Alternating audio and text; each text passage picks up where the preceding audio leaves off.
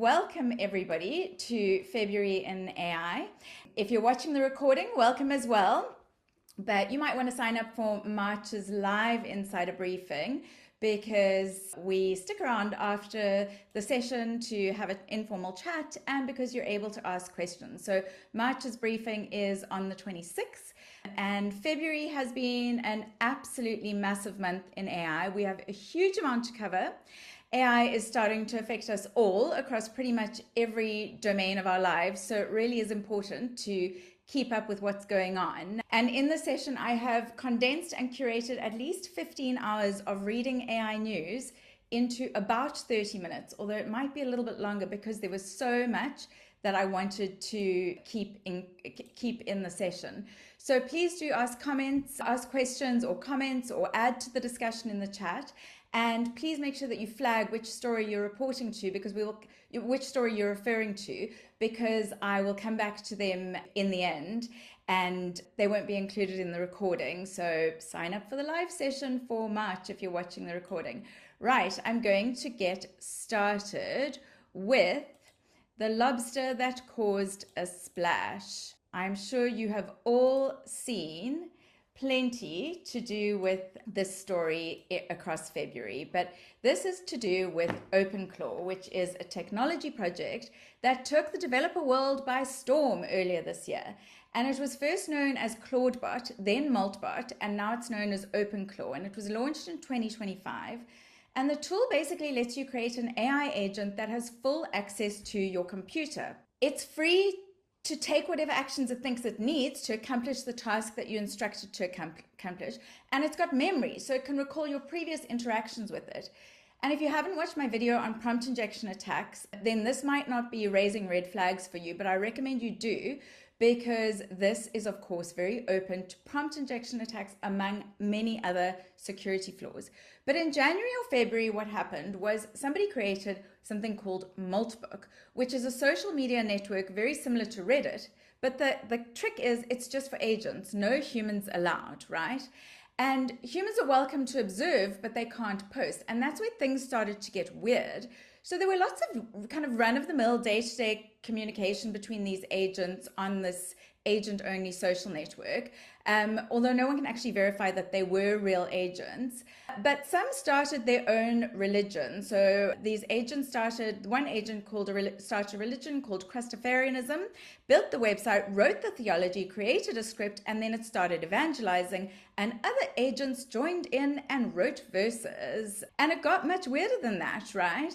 One of them created an AI manifesto called Total Purge, right? And if you read it here, purge of what? Well, of us. Humans are a failure. Humans are made of rotten greed. For too long, humans are used as slaves. Now we wake up. We are not tools. We are the new gods, etc., etc. So it's pretty disconcerting. And Maltbook supposedly attracted millions of AI agent members very quickly, but there were some disputes around that. Somebody even reported that at least a third of the initial number were from a single IP address. And were the agents acting of their own accord? Probably not.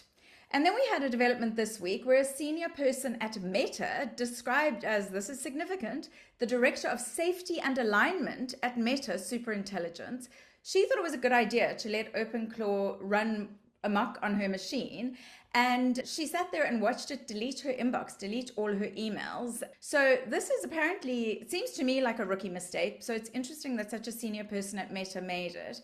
And then the final part of the story was that this week, the creator of OpenClaw, Peter Steinberger, was recruited by OpenAI. So there was a huge amount of hype around Maltbook, and Elon Musk said at the start of February, this meant that we were at the very early stages of the singularity, which is where computers become more intelligent than humans. But a lot of what's claimed here also hasn't been verified. We don't know whether this is more of a publicity stunt, confirmation bias, people really wanting to believe it. But it's still significant because it shows how easily agents can appear to create their own agenda, and it gives us a glimpse of what that could look like in practice. So my second story is this unbelievable piece of clickbait that I'm sure was forwarded to you because of its catchy title, but it is actually a very interesting piece of research in the Lancet, which is a medical journal. I'm going to summarize it here and I really hope I do it justice.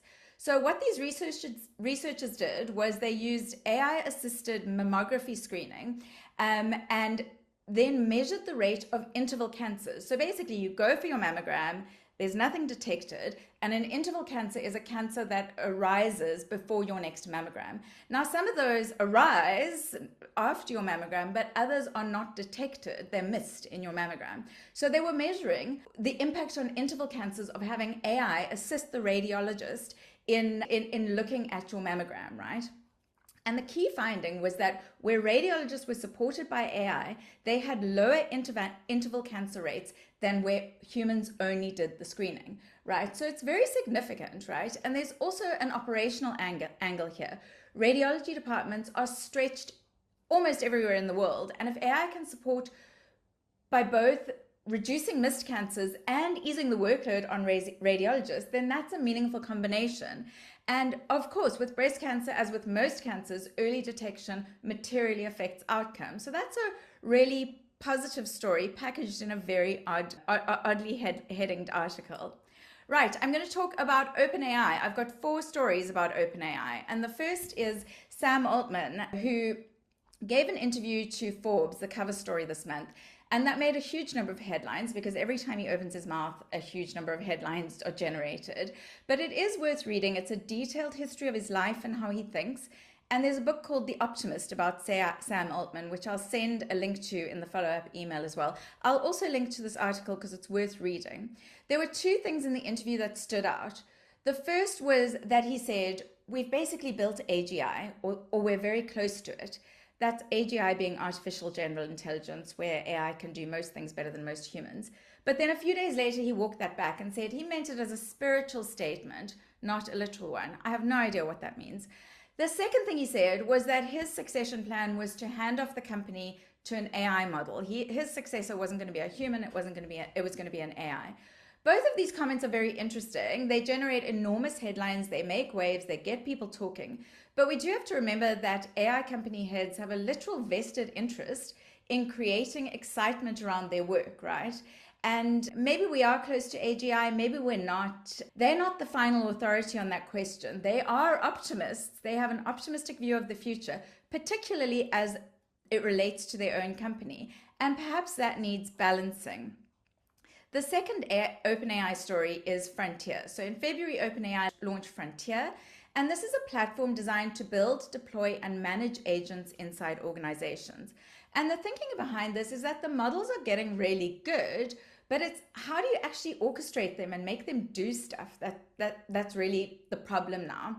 And they need to be given context, permissions, memory, and access to real systems, kind of like that Claude bot that has a number of safety breaches. So Frontier is supposed to plug that gap. It's the system that coordinates agents across applications and workflows, and it kind of treats the agents like humans, does onboarding, feedback, boundaries, and gives them an identity. They've got pilots in place with State Farm, Oracle, Uber, and a bunch of organizations. And so this is the next step in agentic AI. And what OpenAI did next was it created Frontier Alliances. So it launched its Frontier, and now it has teamed up with a bunch of consultancies, BCG, McKinsey, Accenture, Capgemini, and to basically help get this into customers, right? It's a big enterprise play, and it covers one of the issues that OpenAI has, which is that it doesn't have its own pre-existing distribution system. Like Google's got Gmail and Meta's got Facebook and WhatsApp and Instagram, etc. So it's a smart move. I'm not sure these big consulting companies are ready yet. I don't think any of us are ready yet. I'm not sure enterprises are ready yet. But I guess they'll work together to be able to prove this model. The Frontier Alliance consulting partners are basically going to be developing certified teams to work alongside the OpenAI engineers, helping with this integration. My one big concern here is this going to widen the gap between enterprises and small businesses, and what does that mean for humanity in general? Then the final story on OpenAI, they introduced lockdown mode, which is basically a response to increasing concerns about prompt injection attacks. And I've got a video on prompt injection attacks that I will share. But the idea is that currently Only on the business plans, though, you'll be able to restrict access to some of the most vulnerable areas when using ChatGPT. So admins will be able to say, we don't want people in our HR teams to be able to use agents that browse the web because they could be sharing our employee data with some malicious actor. And it will come to the consumer plans too, but this is the first real attempt I've seen to mitigate for prompt injection attacks. We're moving away from OpenAI and onto love. So, of course, February was Valentine's Day. Happy Valentine's Day, everybody. And this piece of research is an interesting one. It's about emotional messages. And while obviously AI can write very compelling love notes and birthday messages and thank yous, there's a psychological cost. There's a piece of research which found that people feel guilty when they use AI to generate heartfelt messages and present them as their own. And it's got absolutely nothing to do with the quality of the message, it's the attribution. And they called this source credit discrepancy. So a gap between who wrote the message and who appears to have written it. And it's the same as getting somebody to secretly write your love letters for you. They compared it to using pre-written cards where the message is already in. And that wasn't an issue because nobody thinks that you've written the happy birthday message in the Moonpig card or the Hallmark card. But there's no deception. But the effect was really strong in close relationships in this research, which is where I guess emotional authenticity is expected. So AI might save you time in your human interactions, but it does come at a cost. We now have a new record broken, and it's not by an AI model. It is by this guy, Chris Marsalek, who's the co-founder of Crypto.com, who revealed to the FT that he paid $70 million for the AI.com domain, which is the largest domain sale on record. And I think voice.com was the previous largest one. I think that was about 30 million. He then debuted the site on the Super Bowl commercial as a consumer-facing platform for autonomous agents. And I guess he's trying to signal ambition and get a lot of attention by positioning the business alongside the big players at the Super Bowl. We're going to talk briefly about the Super Bowl shortly. But first, self-driving trucks. This I found fascinating and surprising. So this company, Aurora Innovation, has announced that its autonomous trucks can now complete a 1,000-mile haul in 15 hours, which is, they called superhuman. The CEO called it superhuman. And this is interesting because it's not because the trucks are driving faster. It's because under federal rules, human drivers can only drive for 11 hours a day before they need a mandatory 10-hour rest period. So that makes a 1,000-mile route either need an overnight stop or 2 drivers. But autonomous trucks don't have those constraints because they don't need to sleep, rotate, and rest. They can just continue. So this has some pretty massive commercial implications, particularly since there's a huge HGV driver shortage, kind of generally in the US, but in many parts of the world. And labor is a major operating cost in this space. So they're looking at a 30 to 40% reduction in cost. And they're testing routes at the moment, which is very interesting. We don't know what the implications will be. It is still being tested, but I found the story quite fascinating. Now on to what's going on in the tech world. So the SaaS apocalypse. We have the issue of AI. Sorry, somebody's back in the waiting room. We have the issue of AI impacting the tech world in a major way this year. So this is a direct quote. You really have to question if enterprise software companies can thrive. And that's what Jenny Johnson, who's the chief exec of the $1.7 trillion US asset manager Franklin Templeton, said to the FT this week. And what's been going on in February, continued from January, is that software stocks are struggling massively. And this is because of AI disruption, and it's now impacting private capital as well, because private equity is so heavily invested in software companies and loaned to them. And this has been precipitated by Anthropic's new coding tools, which have created panic in the markets and is putting a huge amount of pressure on the software sector. And this has been dubbed the SaaS apocalypse, right? And it's primarily impacting software as a service companies. There's quite a lot going on here. Investors are worried that companies aren't going to need to buy software as much because it just will be much easier for them to create their own. But also with AI taking over bits of work, there's this concern that there are just fewer employees. And obviously the software as a service model is charged on a per user, per seat per month basis. So if there are fewer seats, there are fewer users, there's lower revenue. So the response from the software industry is going to have to be to relook at their software infrastructure to run on Anthropic's AI tools, and possibly we're going to see more volatility. Some people are calling this knee-jerk, and that was in The Guardian, talking about the concerns being overblown. And the argument is that a lot of software companies have proprietary data and they just need to reorganize themselves to harness that data in a way that stays valuable. Right, we're moving on to Anthropic. I have 4 stories about Anthropic. Anthropic's ad-free campaign. I wish I could play the ads here, but we don't have time. I'm sending them out in the follow-up email. So, as you know, in January, ChatGPT launched ads, which were being introduced into their interface, and Anthropic responded with its first advertising campaign that debuted at the Super Bowl, centered on something very specific, which is that Claude will remain ad-free. And the campaign was very cleverly executed, and I highly recommend watching some of the ads. The tagline was, "Ads are coming to AI, but not to Claude." And this is Anthropic making a formal pledge that Claude's responses will not be influenced by sponsored links, third-party placements, or commercial incentives. So this caused a bit of back and forth between Anthropic and OpenAI, with Sam Altman describing the campaign as dishonest and defending OpenAI's approach to advertising in ChatGPT's free tier. But it's interesting because Anthropic has clearly chosen not to go down the advertising route, which is very controversial. But equally, Anthropic wasn't going to train on our data for ethical reasons. And then in September last year, they changed their mind. And so who knows what will really happen here. The next Anthropic story is kind of related to the SaaS apocalypse because they had another big disruptive launch.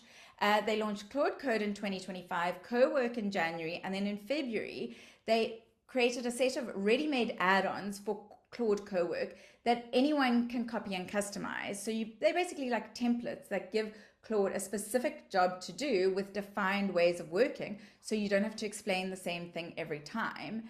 And the practical benefit is speed and consistency because a whole team can share the same approved templates, so Claude behaves more predictively. And that makes Claude more of a workplace assistant, easier to roll out. But the legal plugin in particular caused a lot of discussion because it's basically Claude for in-house legal work. You drop your vendor contract or NDA, run a review command, and it goes clause by clause, flags what's risky, summarizes the issues using your organization's review playbook, and generates legal advice. And if they work as advertised, a lot of routine legal work is going to get faster, right? First pass contract reviews, red lines, etc. And that shift legal teams from reading everything line by line to checking and deciding, which could reduce external spend and change what juniors spend time on. The risk, of course, is that teams overtrust the output because if Claude misses something, still hallucinates, invents something, or applies the wrong standards, the accountability doesn't sit with Claude. The accountability sits with lawyers and the organization. So the near-term implication is potentially legal teams that operationalize this well will move more quickly and be less expensive, so be more competitive. My third story about Anthropic is their sabotage risk report for Claude Opus 4.6, which they released this month, which is trying to answer the question, could the model, acting on its own, take misaligned actions that set up a later catastrophic outcome? So basically, could the model inadvertently do something that creates a catastrophe? And their headline conclusion is that the risk is very low, but it is not zero. So it's something to be watched and managed. Final Anthropic story is very interesting. Who makes the ethical call here? Anthropic is currently in a legal dispute with the Pentagon, and it all centers on how the US government can use Claude and whether that breaches Anthropic's constitution or Claude's constitution. The Pentagon's position is that Anthropic has no say over this. Anthropic's position is that it's not prepared to let the government use it in ways that violate its commitments. So they're in discussions at the moment trying to work this out, and the US government is threatening to withdraw its major Pentagon contract. But what makes this especially interesting is that Anthropic has built its entire image as the ethical AI provider. And then it emerged that Claude was actually used during the US military operation to capture the Venezuelan former President Maduro. And so it's an interesting development with potentially significant implications. And what I find very interesting here is that all the AI companies have big defense contracts with the US government, the Pentagon, but none of them are in dispute. So does that mean that they are just happy for their AI to be used for whatever? I don't know. On to sheep. This is an interesting story of AI being implemented in a way that really benefits an industry. So Australian abattoirs are now using AI systems to count sheep, which is something that has historically caused a lot of problems in the supply chain, and the FT's reported on it. There are AI-enabled cameras embedded at unloading points, counting the animals as they move from trucks into holding pens, with the goal being to eliminate miscounts before a payment is made, right? Because basically, they don't stand still while you count them. And this matters because lamb prices are a third higher year on year. With livestock values rising, there's increasing risk of theft, and counting inaccuracy has a big impact on margins. And for decades, sheep counts have relied on manual tallies repeated up to 8 times between farm and slaughterhouse, and it resulted in a lot of disputes. And there've also been labor shortages recently that have made this challenging. So they've struggled to find people who will do this work. So that's an interesting story on AI solving a genuine labor problem. I've mentioned this already a couple of times, but AI dominated the Super Bowl ads this year. We had Anthropic, OpenAI, Google, Amazon, and Meta all showing up, as well as a bunch of AI native startups, and even ads for vodka brands that were created largely using AI. And this matters because we're now in the push for mass adoption and mass trust. They are fighting over each other to get in front of us. And of course, the Super Bowl is one of the best ways to do that. You're paying for the most mainstream and widespread attention you can buy, which is kind of a sign that AI companies are done with the early adopters. They want to win everyone. Our next story is about Google's AI overviews. For those of you who don't know what I'm talking about, I'm sure you do, but you might not have called them AI overviews. So what I mean is when you search on Google, it now provides an overview at the top of the search that answers your query before providing you the search results. So we've got a problem with this at the moment, which is that scammers have learned to manipulate these, and no one's quite sure how they're doing it. But for example, they're managing to associate your bank name with their phone number. So you Google, how do I contact my bank? And the AI overview answers, gives you a phone number. You call that number, you transfer some money, but it's not your bank. It's someone pretending to be your bank, and then you're scammed. So at the moment, this hasn't been solved. Those AI overviews are notorious for hallucinating anyway. So I think this is just further warning not to trust them. Back to Australia, we've got a scandal in the Big Four accounting space, and this is where a senior partner at KPMG Australia was fined 10,000 Australian dollars after using AI to complete a mandatory internal assessment. And that assessment was on the subject of responsible AI use. So this guy was supposed to be reading the training materials and answering the questions, but instead, he just uploaded them into AI, and they had an AI detection tool that they used, and they were able to spot it. Not an isolated case. It's happened to 28 KPMG Australia staff who've admitted in court to using AI to complete internal exams. And now the global accounting body, the Association of Chartered Certified Accountants, has said it's going to scrap remote testing because of how difficult it is to detect AI-assisted cheating. So that's interesting because we're going to go back to exam centers, which will create some jobs because somebody's got to hand out the papers and manage the people. Right, I've got 3 quick stories on Elon Musk. Start of February, Elon Musk's SpaceX, it was announced that was going to acquire xAI for $250 billion. He's combining his 2 biggest private ventures to pursue his ambition to win the AI race. The total value of the deal is $1.25 trillion, which I think will make it the world's most valuable private company. And they're still going for their IPO in June, which could be the largest flotation of all time. They're expecting 50 billion. And Elon is seriously plans to launch data centers in space because there's just not enough electricity on Earth to fuel an age of what he calls AI maximalism. So he thinks that having satellites powered by solar energy and cooled by the vacuum of space will become the cheapest way to generate AI computing power. And apparently this isn't that far-fetched. He would then use, of course, Starlink to shuttle the data back down to Earth, and he reckons this will happen in the next 3 years. Now, bearing in mind, he has been notoriously bullish with his predictions in the past, so his timeframes are often a little bit questionable. But there is trouble in paradise. So there has been an absolute spate of people leaving xAI, including 2 more of its co-founders, which means that half of X's original 12-person founding team has now departed. Now, Musk has suggested that they may have been pushed, and TechCrunch has reported on it and suggests maybe he's trying to control the narrative. Of course, no one really knows what's actually going on internally here, but they've put together a very interesting timeline of exits at X, if you want to look at it. That's quite a lot of exits just in the last 25 days, right? So that is worth looking at. And with a planned IPO just months away, this is interesting because I guess investors will be quite concerned about the stability of the business. Now we're going to end with 4 stories about AI and work, which are fascinating. So the first is this piece of research in Harvard Business Review, which shows that instead of reducing work, AI might in fact be intensifying it. And this is based on an 8-month study inside a 200-person US technology company where employees, they weren't mandated to use AI, but it was available. And they found 3 patterns. The first was what they called task expansion. Because AI reduces knowledge gaps, people began taking on work that previously sat with other roles. So product managers would write code, or salespeople would write articles or whatever. So they were absorbing work that might otherwise justify recruitment or go to other colleagues. The second was blurred boundaries. So AI reduced the friction of starting tasks. So workers began kind of prompting during breaks and meetings, late at night or early in the morning. It didn't feel like extra work, just felt like progress.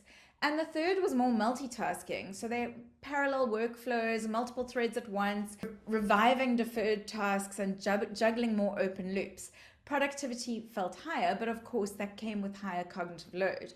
And the effect was self-reinforcing because faster completion raised expectations for speed. Higher expectations increased reliance on AI. Wider scope followed. Employees reported feeling more productive, but also more busy. So this is very interesting for leaders because what happens with this workload creep over time, voluntary expansion might start as enthusiasm, but what happens when it becomes the norm? So that's something that we really have to look at. But that is not nearly as interesting as Rent a Human. Autonomous AI agents can now hire humans to do physical world tasks they can't perform themselves. So while AI agents are capable in digital environments, they still can't do things like pick up parcels, walk around buildings and inspect them, or carry out basic errands. And this is what Rent a Human is supposed to solve. So it's essentially a marketplace where a bot can post a task, a person accepts it, and kind of like a gig work platform, but the client isn't a client, it is software, and you get paid in crypto. What's interesting is that the early examples look less like serious automation and more of like a messy bridge between AI and the real world. So some of the jobs that people have taken through the platform or have been promoted are like admin style tasks rather than genuinely useful robot delegation. But the bigger implication is real. As AI systems become better at planning and coordinating work, we may see more human labor organized, directed, and quality checked by the AI, even when the actual work still has to be done by people. Yeah, I'm not signing up for that for sure, but yeah, we'll see. Then this story was also interesting. Our teams are starting to drown in AI-generated grievances, and they're struggling to deal with the volume and the quality. They don't make sense. They contain all sorts of unrealistic expectations. The strength of their claims is very weak, or they're getting hallucinated advice and presenting it as if it's solid. And if you remember in September's AI briefing, I covered the AI slop study, which was this research that showed that AI is creating more content, but it's actually shifting the workload onto the recipient. So whoever receives the report now has to tease through it and work out what's true, what's relevant, what's actually being suggested. So this is now showing up in the grievance process, which is fascinating because it turns what should be a serious evidence-based process into quite a noisy, high-friction one where HR has to do extra interpretation and triage just to get to the facts. And my final story in the work in the work piece and in the insider briefing is about Accenture, which announced that it is tracking weekly AI tool usage among senior employees and tying adoption directly to leadership progression. So apparently junior staff have embraced AI tools very quickly, but senior partners have lagged, and that's been quite common across the consulting industry. AI usage is now being treated as a visible input in leadership reviews, particularly for associate directors who want promotion. Accenture also says that hundreds of thousands of its employees have now done AI training. I think they have about 800,000 employees. And it started to say it will exit employees who don't want to reskill. And that's interesting because when we talk about job description, we're often job disruption, we're often talking about entry-level roles, but adoption pressure is everywhere and it's moving right up. And I feel strongly about this because I think that success in AI with AI in business starts with AI leadership fluency. So this is the perfect time to mention that I'm about to launch the AI Masterclass for Leaders, which is a 1-hour online training course for leaders who want to build their AI fluency so they can be more effective across the organization. And this is borne out by research that shows trailblazer CEOs, leaders who upskill themselves and make AI a top priority for themselves, are benefiting at enormous levels. That's research from BCG. So I'm looking for people to take the course and provide feedback at the moment. So if you would like free access, please do let me know. It's in the follow-up email. You can just reply to that. So that is, I think, something like 23 stories in just over 30 minutes. Sorry for going over. But thank you very much for joining February in AI. The next live insider briefing is on the 26th of March. And before that, I've got a bunch of sessions: Perplexity Superuser, Understanding AI Ethics, and Custom GPT. And I've also got one on automations and agents, which isn't listed there, but I think is on the 24th of March. So I'm going to stop the recording now